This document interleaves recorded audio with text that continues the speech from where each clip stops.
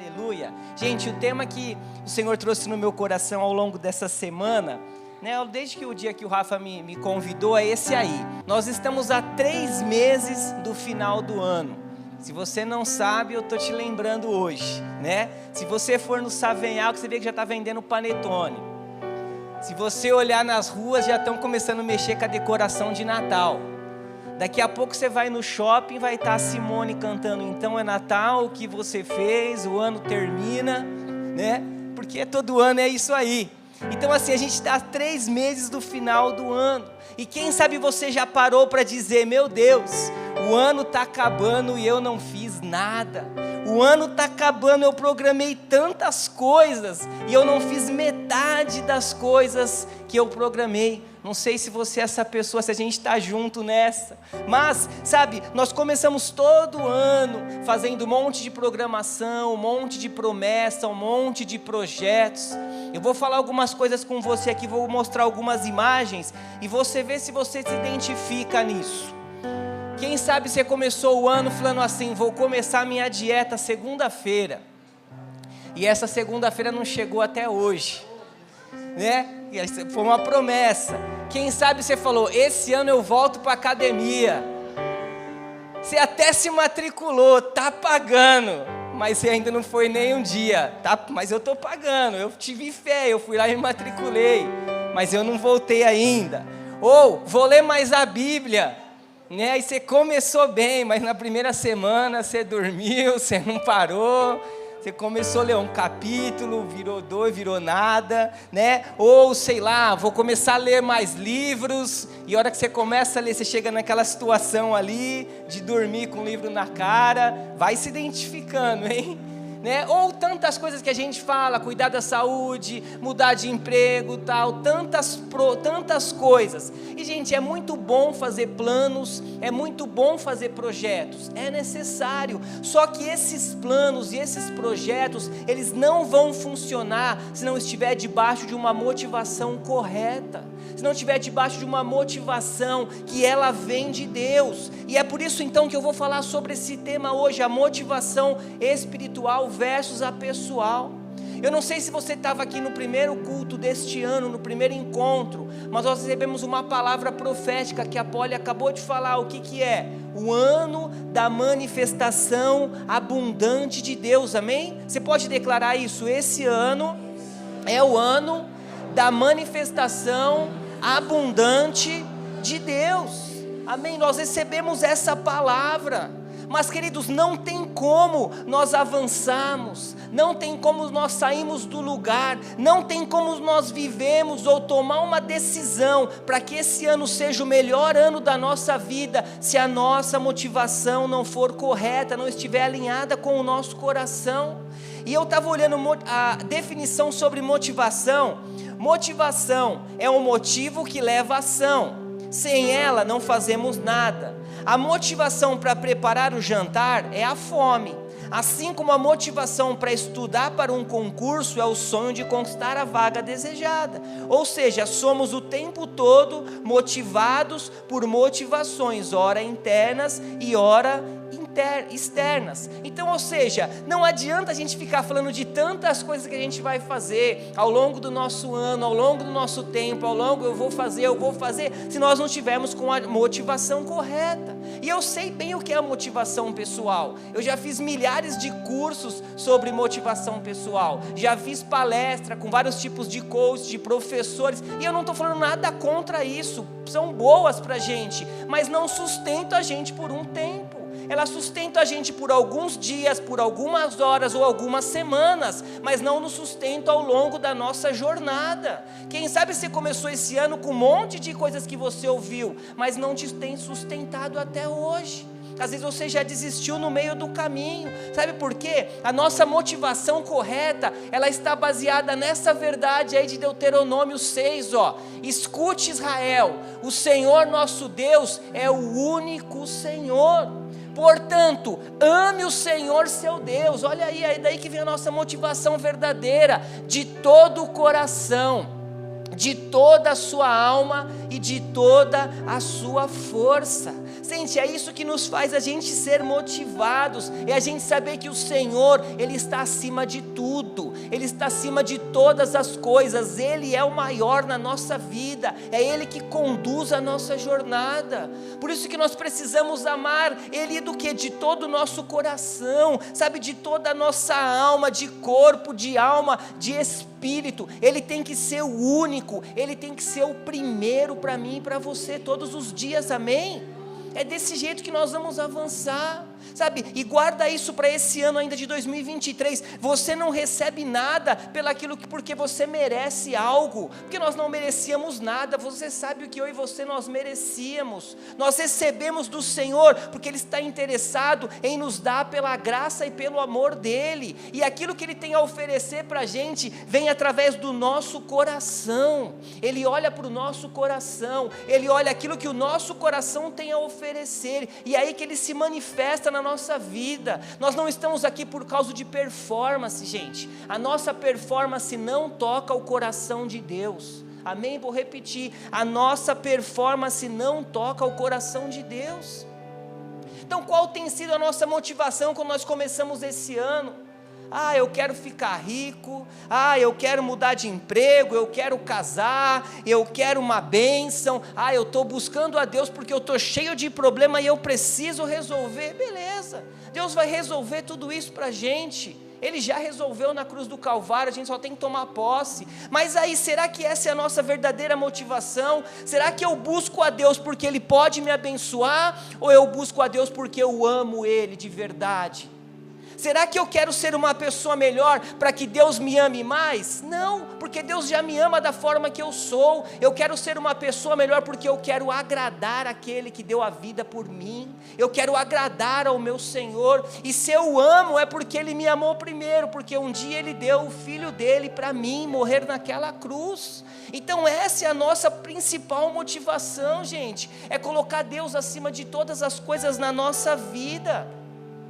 E se nós quisermos que algo aconteça ainda esse ano na nossa vida, a nossa motivação precisa ser essa: estar em Jesus, 100% Jesus na nossa vida. A nossa motivação precisa ser se relacionar com Jesus, e se relacionar com Jesus é conhecer Ele de verdade, gente, não é conhecer Ele de ouvir falar. Sabe, a gente conhece um ator, a gente conhece um jogador de futebol, todo mundo conhece o Neymar, claro que conhece, mas você não sabe qual o sorvete que ele mais gosta, você não sabe a cor que ele mais gosta, o filme que ele mais gosta. Por quê? Você não conhece ele na intimidade, você conhece ele de ouvir falar, e muitas pessoas conhecem Jesus de ouvir falar e não conhecem ele na intimidade.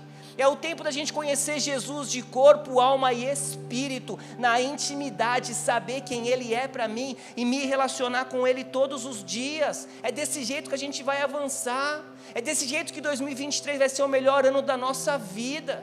Sobre meditar na palavra, gastar tempo meditando na palavra, sabe, não estou falando aqui para você ler um capítulo da Bíblia inteiro se você não conseguir, mas medita em um texto da palavra. O Senhor é meu pastor e nada me faltará, e vai para cima do seu dia crendo nisso, que essa é a tua verdade, sabe, gaste tempo, tenha uma vida de oração, ore, sabe, levante de manhã, não saia de casa sem orar. Sabe, essa semana eu levantei, sabe, sei lá, com uma opressão, um nervoso, sei lá, uma coisa esquisita assim. E aí sabe o que eu fiz? Eu falei, eu preciso orar. Eu fui para o meu quarto, eu tinha um horário lá, eu acordei um pouco mais cedo, eu fiquei lá uns 20 minutos orando em línguas. Parece que aquilo foi tirando, parece que aquela sensação foi indo embora. Sabe, fui colocando Deus para dentro, injetando ali no meu homem interior verdades, e é isso que a gente precisa fazer. Esse é o tempo da gente gastar mais tempo com Deus, amá-lo, respondê-lo em tudo que Ele me pede. Sabe, gente, é o tempo de nós sermos guiados pelo Espírito Santo de Deus. Não dá para se mover do nosso jeito, não dá para se mover com base nas nossas escolhas, na nossa motivação do dia a dia. Nós temos um Deus que nos guia, que nos dirige, um Espírito Santo que habita em nós, para nos levar adiante da nossa jornada. Para que a gente vai ficar gastando tempo, pensando como nós vamos resolver e andar por situações? Olha esse texto aqui, incrível, Salmo 139, 16. antes mesmo de o meu corpo tomar forma humana, o Senhor já havia feito o quê? Planejado todos os dias da minha vida. Olha aí o que o Senhor tinha feito por você, você nem existia ainda, Ele planejou os seus dias, cada um deles estava registrado no seu livro, antes de cada um deles existir. Então, se eu tenho um Deus que planejou os meus dias, escreveu no livro tudo que eu tenho a respeito, para quem que eu vou buscar ajuda? Por quem que eu vou ser guiado? Pelo Jornal da Manhã? Pelo Globo.com, pelas informações que eu recebo, pelo grupo do WhatsApp, pelo Instagram? Não, eu vou ser guiado pelo Deus Todo-Poderoso, pelo Espírito que habita em mim, e aí eu não saio de casa sem me mover, eu não vou andar para nenhum lado de qualquer jeito, eu vou andar sendo guiado pelo Espírito Santo em Deus, amém? 2023 vai ser o ano da manifestação abundante na tua vida, vai, se você ser dirigido pelo Espírito Santo em todas as áreas da tua vida, aleluia, você está comigo? Amém, gente. Sabe de uma coisa? O Senhor, a Bíblia fala de muitos homens que precisaram tomar decisões, precisaram fazer escolhas, e guarda algo, o Senhor não chama ninguém desocupado, amém? Deus nunca chamou ninguém desocupado. Se você falar assim, nossa, eu estou cheio de coisa para fazer, não tenho tempo, é esse que o Senhor quer. Se você não tivesse nada para fazer, Ele não ia chamar. Deus só chama pessoas ocupadas. Olha Pedro, em Lucas 5, a Polly acabou de ler, Pedro fez a maior pesca da história da vida dele. Eu acho que naquele momento que ele viu aqueles 2 barcos cheios, ele falou, é agora, eu monto minha lojinha, vou jogar um pouco de peixe para a loja do Zé, do João, vou fazer aqui a contabilidade, vou ficar tranquilo. O que aconteceu a hora que acabou tudo? Jesus falou para ele, vem e me segue, larga tudo aí que você vai ser pescador de homens. Olha aí, gente, o cara largou tudo, quem sabe quantas coisas que ele já planejava na cabeça dele, quantas escolhas, as motivações em cima dos peixes que estavam lá, mas ele olhou para Jesus e falou, beleza, larga tudo aí, eu vou. Aí mais à frente, quem que Jesus encontra? Mateus lá cobrando da galera, fazendo a contabilidade, e tá fazendo o financeiro, e não sei o que, e Jesus só olha para ele e fala assim, ei Mateus, me segue, e a palavra fala que ele largou tudo, ele deixou tudo, falou, deixa aí a galera que está no SPC, se vira aí, eu vou embora, consulta um ajudanor financeiro, chama a Aline lá do Jacó, a girafa lá, para cuidar de tudo, que eu estou indo embora, porque ele deixou tudo, e alguns tomaram as decisões, e outros não, alguns estavam motivados com a motivação correta, e outros não, amém? Você está pegando? E eu quero falar com você essa noite sobre 2 homens que a gente vai ver aqui na Bíblia, um debaixo de uma motivação correta em Deus e outro não. E eu queria ir, o primeiro que eu vou falar com você é um cara chamado Rei Amazias. Você conhece ele? Já encontrou ele em algum lugar? Olha aí o texto que fala sobre ele, ó, 2 Crônicas 25. Era Amazias da idade de 25 anos, quando começou a reinar. Reinou 29 anos em Jerusalém. Sua mãe chamava-se Jeoadã de Jerusalém. Olha aí, ó. Fez ele o que era reto perante o Senhor. Top, hein? Não, porém, com inteireza de coração. Então a palavra fala que ele fez o que era correto ao Senhor, mas não com inteireza de coração. Não vou entrar na história toda desse rei, mas ele tomou algumas atitudes que eram certas diante do Senhor, mas no final ele venceu um exército, pegou despojos, adorou os deuses daqueles homens, e o Senhor enviou um profeta e falou, cara, você está adorando os deuses que eu venci, que você venceu a batalha, e por isso que ele não foi inteiro diante do Senhor.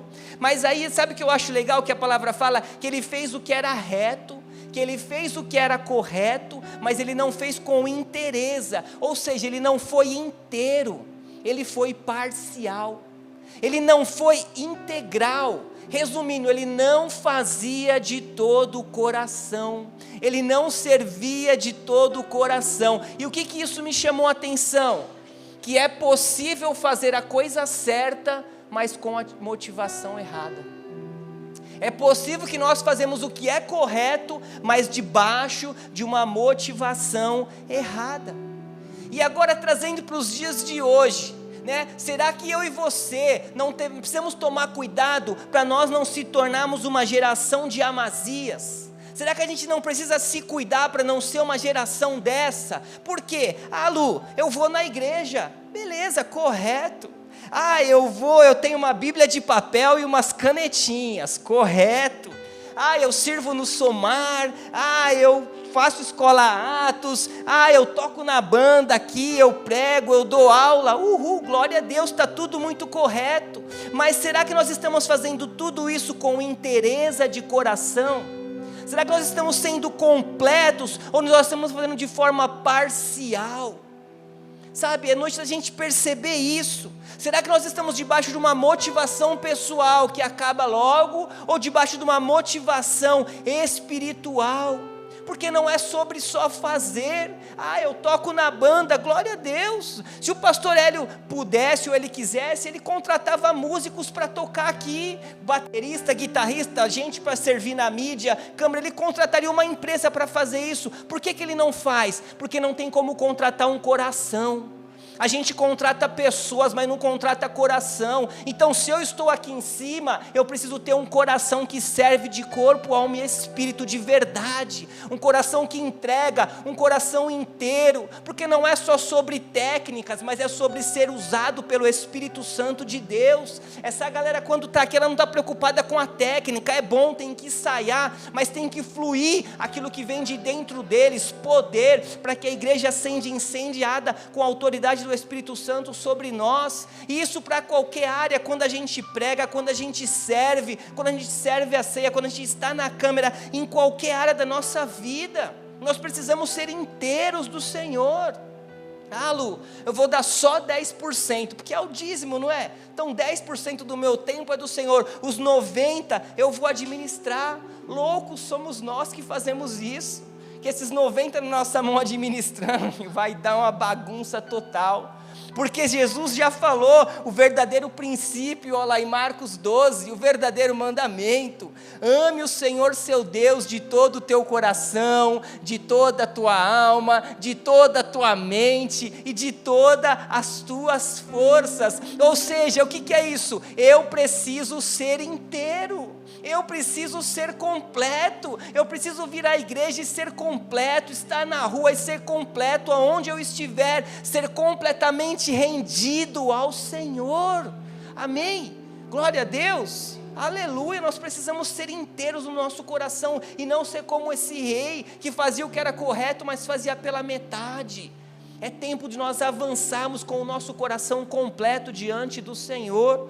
E olha essa frase que eu achei incrível: Deus anseia por corações inteiros, não apenas parte de nós. Quando nos entregamos completamente a Ele, encontramos nossa verdadeira identidade e motivação. Então é desse jeito que nós vamos avançar, é desse jeito, nos entregando completamente a Ele, o nosso Deus Todo-Poderoso. Aleluia! Glória a Deus, amém? Agora vamos falar de um outro cara chamado Neemias. Esse você já conhece. Abre sua Bíblia aí para a gente ler um texto juntos. Neemias era um homem que amava Deus e ele buscou a motivação correta em Deus e tomou uma decisão que mudou uma história, amém? Neemias 1, abre aí. Você está feliz ainda? Então, amém. Neemias 1, vamos ler o verso, não vou ler tudo, vou ler alguns versos aqui, depois você pode ler esse livro na sua casa, que é maravilhoso. O livro de Neemias é maravilhoso. Neemias 1, 2, 3, o versículo 1 diz assim, veio Anani, um dos meus irmãos, com alguns homens de Judá. Então lhes perguntei a respeito dos judeus que escaparam e que sobreviveram ao exílio e a respeito de Jerusalém. E eles me responderam: os restantes, os que sobrevieram ao exílio e se encontraram lá na província, esses estão em grande miséria e humilhação. as muralhas de Jerusalém continuam em ruínas e os seus portões foram destruídos pelo fogo. Então aqui é um texto, você sabe muito bem, Neemias ele recebeu essa palavra, ele foi chamado para poder, ele recebeu essa direção, a cidade dos seus pais está os muros estão quebrados, as portas estão pegando fogo, está tudo destruída, cara, você precisa fazer alguma coisa, precisamos da tua ajuda. E aí a gente vai ver depois mais na frente, que ele se levantou para ajudar, levantou um exército e foi reconstruir essa cidade que estava derrubada. Vai aí no capítulo 4, 23.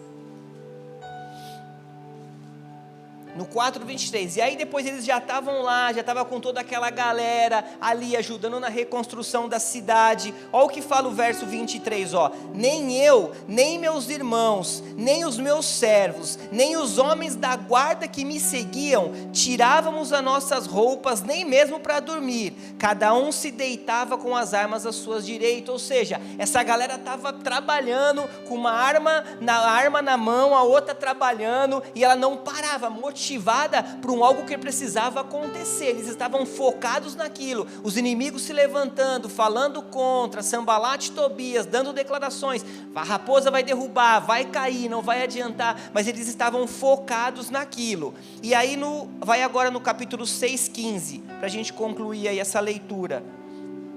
6:15, diz aí o verso 15 do capítulo 6, a reconstrução da muralha foi terminada aos 25 dias do mês de Eleu, em 52 dias, amém? Então foi concluído aquilo que ele começou, em 52 dias ele reconstruiu aquela cidade. Então deixa eu só te situar rápido, mas Neemias, ele era o copeiro do rei. E o copeiro naquela época era responsável em servir o vinho para o rei, porque ele tinha que experimentar aquele vinho, porque se tivesse alguma contaminação, alguém querendo matar o rei envenenado, ele ia morrer primeiro e o rei não ia tomar. Então era um cargo de confiança do rei. Ele vivia num palácio confortável, ar-condicionado nesse calor, emprego garantido, recebia um bom salário, carteira assinada, 13º, férias, participação do lucro, era tudo que qualquer pessoa queria. Mas em um momento, ele decidiu largar tudo por um chamado, largar tudo para restaurar o povo, a sua família, a sua cidade. Ou seja, foi um chamado de Deus que foi mais forte que os seus próprios interesses, amém? Foi um chamado que veio com a motivação correta, porque a motivação dele era em obedecer à voz de Deus e ser como um intercessor para aquele povo. E aí eu fiquei meditando nesse texto, qual era a experiência de Neemias em reconstrução de muros? O que ele sabia sobre isso? Porque ele sabia encher o copo de vinho, às vezes podia conhecer todo tipo de vinho que o rei tomava, mas o que ele sabia? Mas Deus o capacitou para fazer algo que ele nunca tinha feito. Amém? Você pegou isso? Deus o capacitou para fazer algo que ele nunca tinha feito. Deus vai te capacitar para fazer algo que você nunca tinha feito. Ele vai te dar estratégias para fazer algo que nunca ninguém fez e vai cair na tua mão para você fazer. Amém? Para que você viva o sobrenatural de Deus e ajude pessoas com esse coração generoso que você tem. E aí eu fiquei meditando, porque assim, ele foi engenheiro, ele foi arquiteto, ele foi mestre de obras, ele foi pedreiro, chefe de exército, líder motivacional, ele resolveu assuntos financeiros, políticos. Gente, ele reconstruiu uma cidade, e tudo isso porque sem experiência, mas capacitado pela motivação que veio de Deus. Ou seja, quando nós estamos em Deus, Ele nos capacita. Quando a nossa motivação é Deus, Ele nos ensina, Ele nos dirige, Ele nos dá a direção certa, para que a gente avance em todas as áreas. Então o amor ao chamado, o amor às vidas, trouxe a ele uma motivação que ele mudou a história de uma cidade. E é sobre isso que nós estamos falando, sobre uma motivação que vem de Deus, amém? Uma motivação que veio dele aqui em ajudar pessoas. Olha isso, será que nós estamos sendo motivados para ajudar pessoas também, gente? Olha essa frase, Deus precisa de pessoas disponíveis para a sua obra. Deus precisa de pessoas disponíveis, sabe? Uma geração de homens e mulheres que não dão desculpa como, não estou preparado. Eu preciso de mais tempo. Eu não tenho experiência, é difícil, é longe, está quente. Minha vida social ela é muito ativa, eu não tenho tempo de fazer nada. Será que não é o tempo da gente andar menos de elevador social e subir mais no elevador de serviço? Será que não é o tempo de nós ajudarmos pessoas? Será que não é o tempo de nós falarmos, eis-me aqui, envia-me a mim. Senhor, eu estou aqui, envia-me a mim, me leva para ajudar pessoas.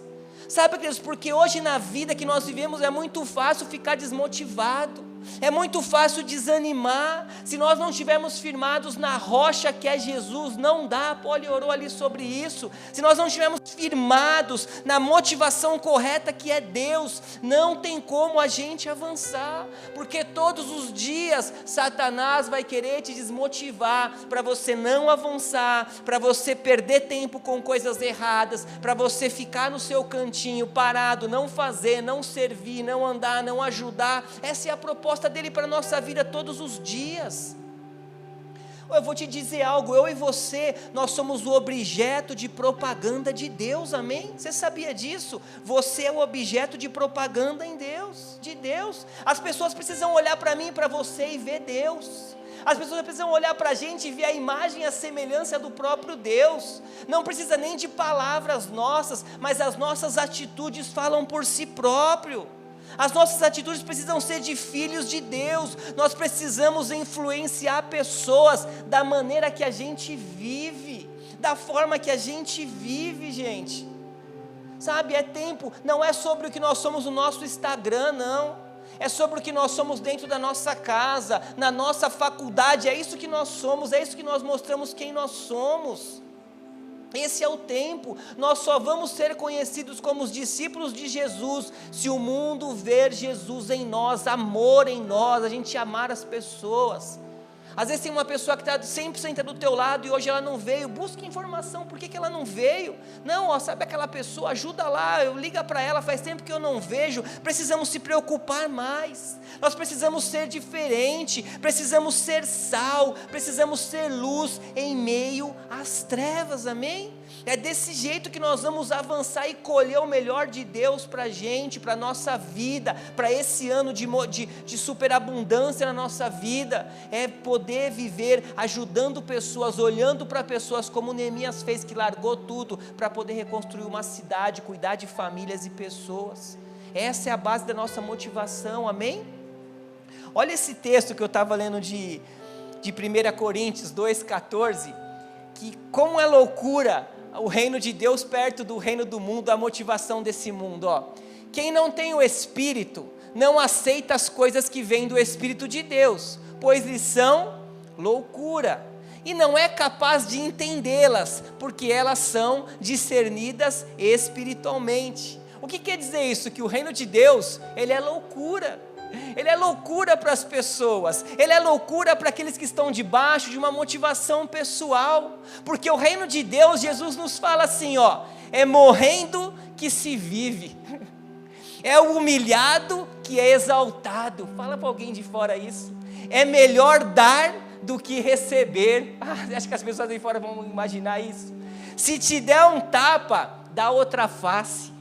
Você tem que dar primeiro, o último será o primeiro, o que perde é o que ganha. Gente, aonde que você vai falar isso para alguém no mundo? O que perde é o que ganha, todo mundo só quer ganhar.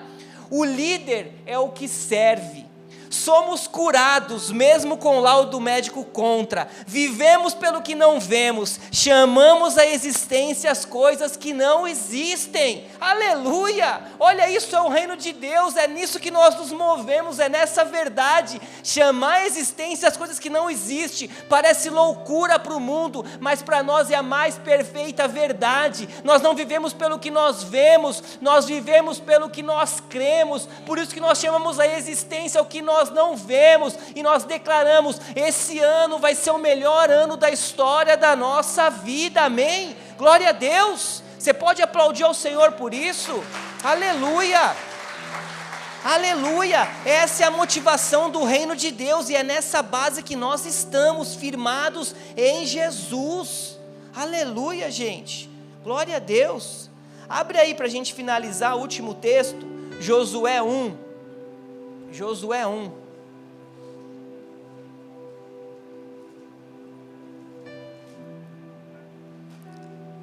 Você está feliz ainda? Josué 1 diz assim, ó. Você conhece esse texto também? Diz aí. Acharam? Depois que Moisés, servo do Senhor, morreu, o Senhor falou a Josué, filho de Num, auxiliar de Moisés, dizendo: Moisés, meu servo, está morto. Prepare-se agora e passe esse Jordão, você e todo este povo, e entre na terra que eu vou dar aos filhos de Israel. Todo lugar em que puser a planta do pé, eu darei a vocês, como prometi a Moisés. Até aqui. Gente, você conhece essa história? Moisés havia acabado de morrer, e o Senhor pega Josué, levanta ele como sucessor e fala assim: aí Josué, queridão, você vai conduzir esse povo. E aí, gente, eu fiquei imaginando a dificuldade de Josué de substituir Moisés. Moisés era o cara, gente. Tudo que Moisés tinha feito, tudo que Deus tinha feito através da vida de Moisés, 10 pragas, vem gafanhoto, vem piolho, cai pedra, água que vira sangue, vem codorna, tira água da rocha, vem maná. Gente, que incrível! Olha cada coisa que Moisés, vocês imaginam todos os milagres que havia feito pela vida de Moisés. Imagina assim, aquele líder, aquele gerente top, que faz até chover na empresa, e aí ele sai e você tem que ocupar o cargo dele. Imagina quanta coisa não aconteceu. Eram 650 mil homens, sem contar mulheres e crianças. Se você for fazer uma conta, daria mais de 2 milhões de pessoas. É a galera que Josué teve que conduzir no lugar de Moisés. Aí eu te pergunto, Josué não precisou de superação? Josué não precisou de motivação, não precisou de tomar uma decisão, gente, porque foi uma responsabilidade incrível. Ele precisou superar a perda do seu líder, do seu mentor. Ele precisou superar, porque ele perdeu aquele cara que ele se apoiava. Quem sabe você está aqui nessa noite, e você está não precisando superar a perda de alguém, a perda de um ente querido, a perda de uma sociedade, a perda de um casamento, de um relacionamento, mas você precisa superar. Para avançar nós temos que superar.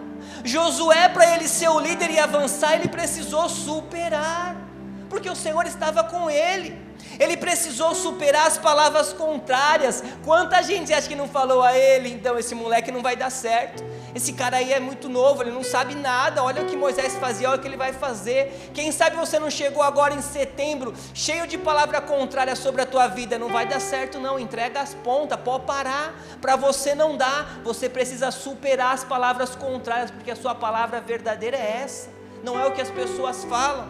Josué precisou superar o desânimo, gente. Quem sabe você chegou e já abandonou o barco, 3 meses, vai acabar o ano, esquece, já estou desanimado, o ano que vem eu resolvo. Ele precisou superar o medo. Deus não te deu o espírito de medo, nós temos o Espírito Santo que nos dá poder, amor, equilíbrio, autoridade. Josué precisou superar tudo isso, gente. E sabe qual que é o final chocante dessa história? É que Deus prometeu estar com Josué até o fim da jornada. Deus prometeu estar com ele até o fim. E é o que o pastor Hélio nos fala sempre: Deus nunca vai te deixar na pista. Faltam 3 meses do ano, se posicione, Ele não vai te deixar na pista não, Ele não vai te abandonar. Deus nos dá desafios, mas Ele promete estar junto, Ele vai estar do seu lado todos os dias da tua vida. Eu olho para os montes, da onde vem o meu socorro? Do meu Senhor que criou os céus e a terra, gente. Ei, quando nós decidimos andar com Ele, Ele sustenta, Ele cuida, Ele ajuda. Dá o controle da tua vida para Ele. Para de querer controlar a tua vida. Eu lembro quando o Léo era pequeno, a gente jogava videogame, ele chegava numa fase, ele falava: pai, passa aí que eu não consigo passar. E eu ia lá, jogava, passava, porque eu sabia passar de fase. Ei, dá o controle para aquele que sabe passar de fase para você. Ele sabe o final da tua história, não foi ele que escreveu a tua vida, ele não está no livro dele todos os dias. Então para de querer controlar a tua vida, você dá o controle para ele, seja guiado por ele, seja dirigido por ele, deixa ele mudar a história da tua vida. Olha aqueles amigos de Daniel lá, aqueles com nome de antibiótico lá, Sadraque, Mesaque e Abidnego. Os caras foram jogados numa fornalha. Nós vamos te jogar na fornalha se você não adorar a estátua de ouro. Beleza, pode jogar, se Deus quiser nos salvar, Ele vai nos salvar. Olha o calor que você está passando aqui, hein? Imagina como não era lá. E o rei mandou aumentar 7 vezes mais, sei quantos mil graus.